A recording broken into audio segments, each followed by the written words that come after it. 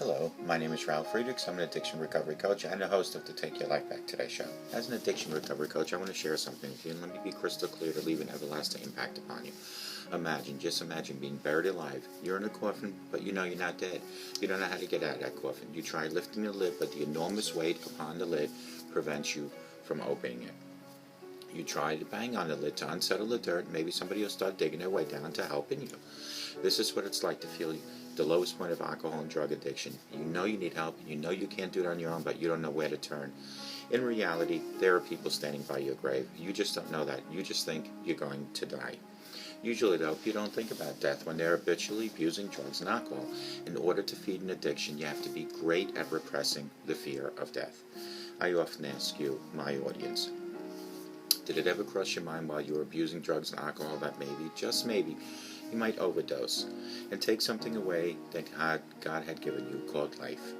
And if you don't care about your life, and if it's not, and more selfishly, you take away the life that other people count and love most. People like your mother, your father, your brother, sister, husband, wife, children, and even your grandchildren. With this, let me leave one last thought. Don't be like the person that I just spoke about that waited and waited until it was way too late to get help.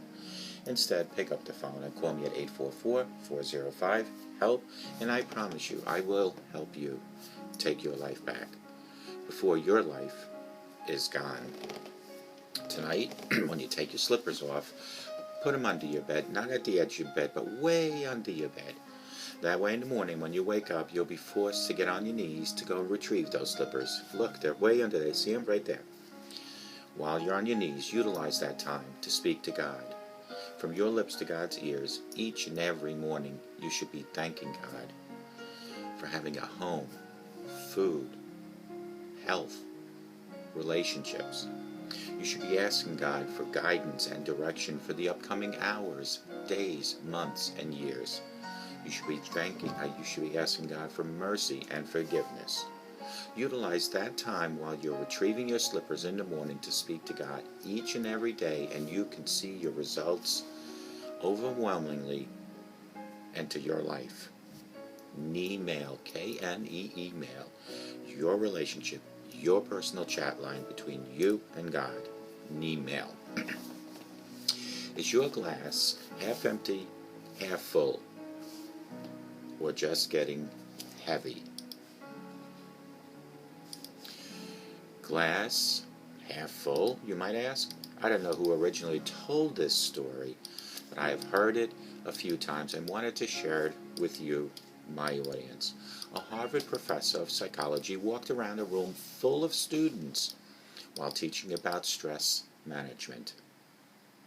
To begin his lecture, he grabbed a glass of water and raised it above his head as if he was going to propose a toast to his class, and instantly everyone expected that he'd be asked if the glass was either half empty or half full as part of the lesson today. Instead, though, with a smile on his face, the professor asked, "How heavy is this glass of water?" He asked his audience, or his students, "How heavy is this glass of water?" Students called out answers, 6 ounces, 10 ounces, but he shrugged them all off. He replied, "The actual weight doesn't matter. What really matters is how long I've been holding this glass over my head. If I hold it just for a few minutes, it feels very light. If I hold it for an hour, I'll have an ache in my arm. If I hold it for a whole day, my arm will feel numb and paralyzed. Any longer than that, and I will be very tempted to give up and drop this glass. In each case, the weight of the glass doesn't change, but the longer I hold it, the heavier it becomes." The students were all blown away by the simplicity yet truth of this lesson. However, the professor continued, "The stresses and worries in life are like this glass of water. Carry them for only a short while and they are manageable. Worry about them a bit longer and they begin to hurt. And if we think about them all day or longer, we can begin to feel paralyzed and hopeless, incapable of concentrating or focusing on anything else. The professor reminded his students, it's important to remember to let go of your stresses whenever ever possible.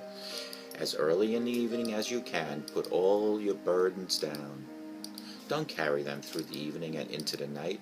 This can certainly be easier said than done in some cases, but in many cases it's actually quite easy if we're mindful of it. The purpose of that lesson was, it doesn't matter if that glass was half full or half empty. It doesn't matter if it only had 4 ounces or 10 ounces. What mattered most is the fact that he was holding on to that glass for 5 minutes. Could have been an hour, could have been 6 hours. And the longer he held that glass over his head, with any amount of liquid in it, the heavier the glass became. The same applies to us with our stresses within us. The longer we hold on to anger, we hold on to financial crisis within us, the heavier the burden becomes.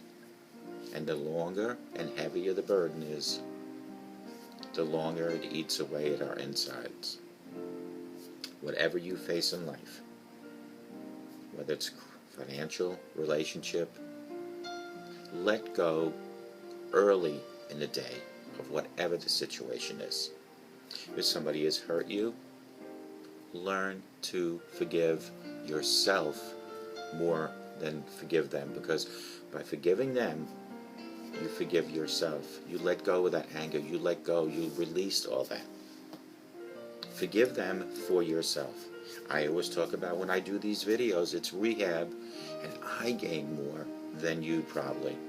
This is how I let go of all the things that are within me. And that's what you need to do. And one way, the best way, to let go of everything each and every day is by speaking to God personally each and every morning. Remember what I talked about in email, when I drop to my knees and I speak to God. Those are the minutes that I have a personal conversation with God. From these lips to God's ears each and every day, I ask God for guidance and direction, for I cannot guide and direct myself. I ask God for mercy and forgiveness for everything that I might have done that wasn't right. I thank God for each and every relationship in my life, for each and every piece of clothing and every piece of food that I have, for the home that I live in, and for my health. Have this personal relationship each and every morning and lift your burdens. Don't let that glass over your head become so heavy that your arms become numb. And the same applies as don't keep any anger in here or in here so heavy that you get stressed out. Stress will kill. Through the power of God and the power of prayer, you can go through each and every day to be a better day for the next day. But you have to have the right formula, and that formula is you and God and a personal relationship. I hope to God that you reach out to your higher power, not wait until it's too late. Do it now. Do it for yourself. Do it for your family. And may God bless you.